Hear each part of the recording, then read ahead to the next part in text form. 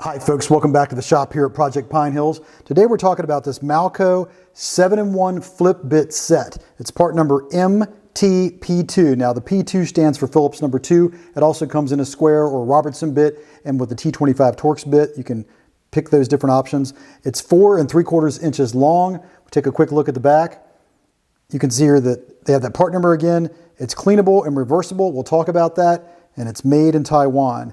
Now, if you look here at the bottom, you'll see it's got a couple places marked cut. That's where we're going to clip this so we can remove it from the packaging. Let's take a look. Now, before we get into that new tool, a little background. Malco is known for making these flip-bit nut runners. You can see here's a 2-inch version, and the one that I prefer is the 4-inch version from Malco. And you can see you can take this, pop it on your impact. It gives you 2 different size drivers, a 1/4 inch and a 5/16. So I can take a 1/4 inch screw. Now this is what it's designed to drive, is these shallow-headed screws, right? You can see they pop in there, they're magnetically held into place. That's the 1/4 inch.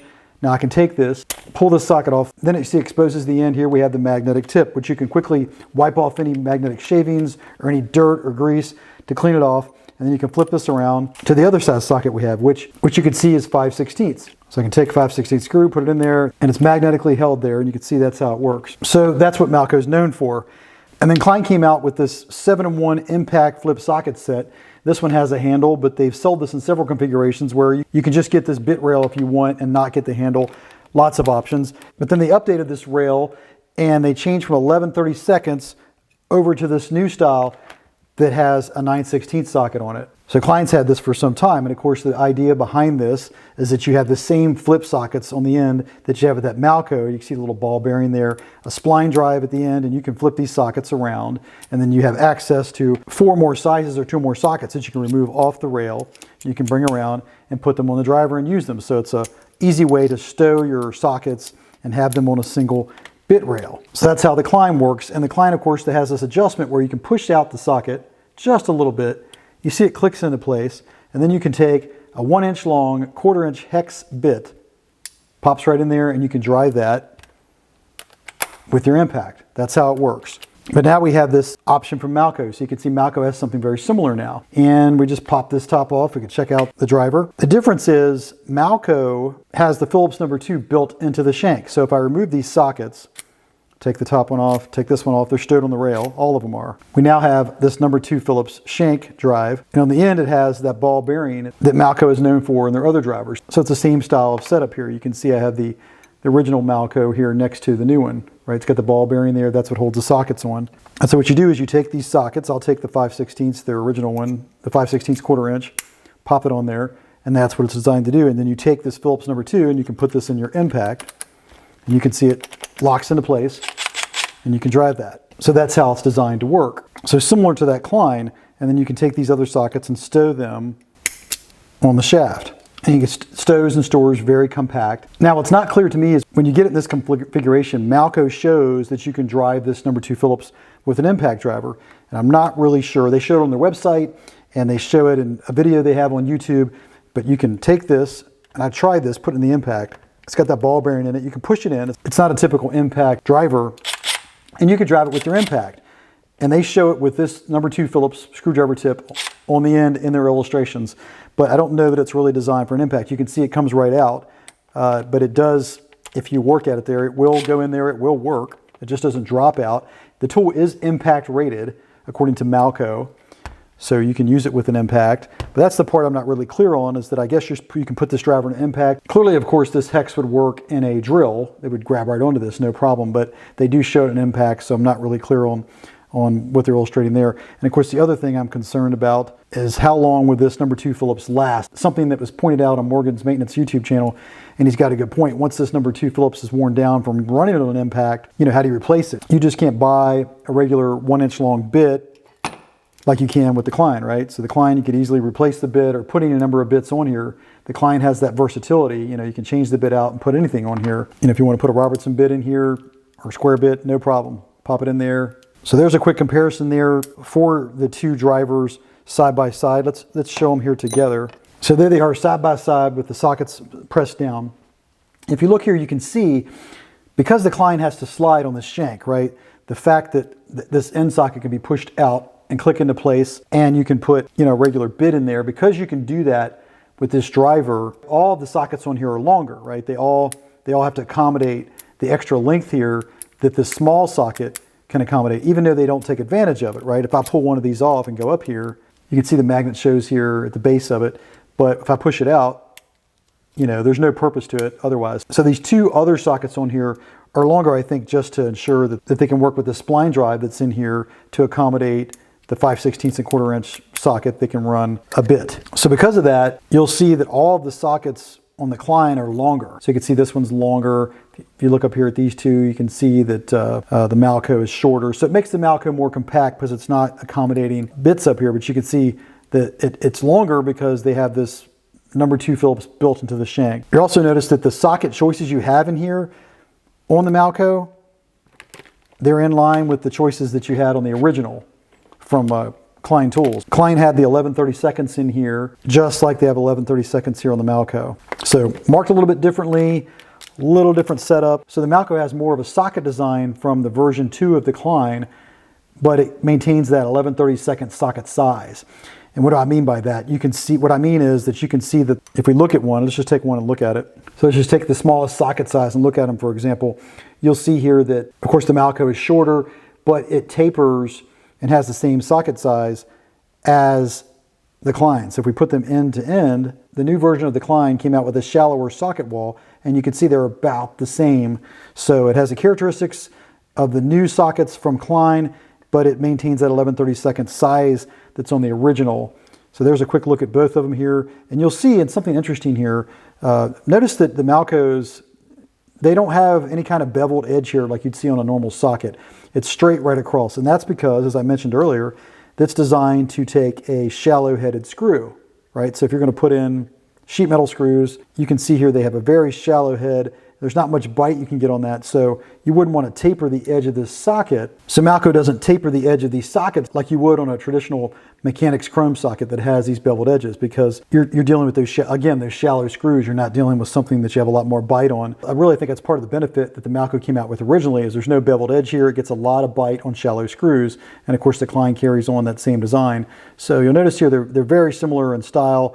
If we put them end to end, and I'll try that here real quick, you can see here end to end that the actual diameter of the sockets is pretty much identical, right? So about the same thickness of wall on there. Helps you get into tighter spaces. I mean, that's why that matters. This more shallow wall that you have on here than you have on the original Klein socket rail or 7-in-1. So Malco has that characteristic to it. Now, if you're wondering if the sockets on these two are interchangeable, they're not.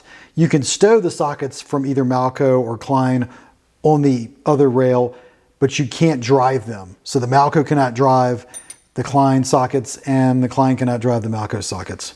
Now, how's the new Malco 7-in-1 compared to the original Malco socket? You can see here that it is different. The new socket is taller to accommodate this spring here that holds the ball bearing. So it has its own bearing in the socket, whereas the original does not, because the original did not have to store on the shank. So the new Malco socket is longer, so not really compatible. You can mount one on the other.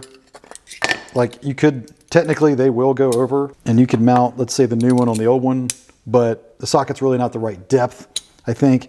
And of course, new shank, old Malco, same thing. You got to hit the ball bearing point. You can't bottom it out.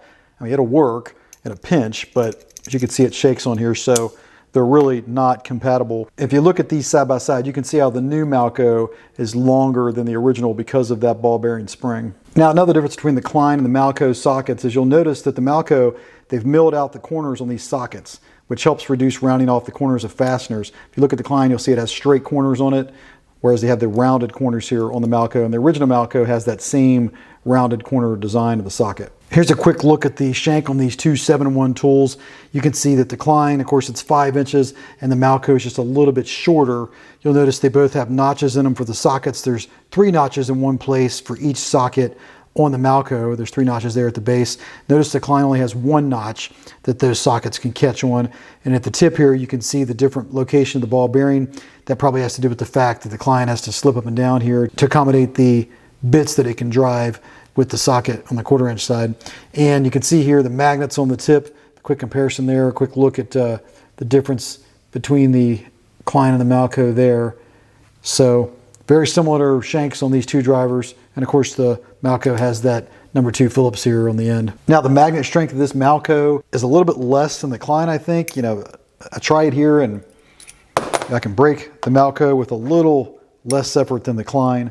This is the original Klein shank, by the way. It's got a little more magnet strength, but it will break too, but just a little stronger on the Klein than the Malco. And of course, a lot of that has to do with the position of the magnet and how low it is in the sockets themselves. But you can see this is the original shank of the Klein. Very similar magnets as the Malco in terms of design. Now, Malco claims they have less wobble with their drivers, so let's try the Klein in here and compare it. So let's check the Klein. And you can see the tip here. As it wobbles, I'll stop. Do it again. Okay, that's how the Klein works. Let's pop the Malco in and just see how it does.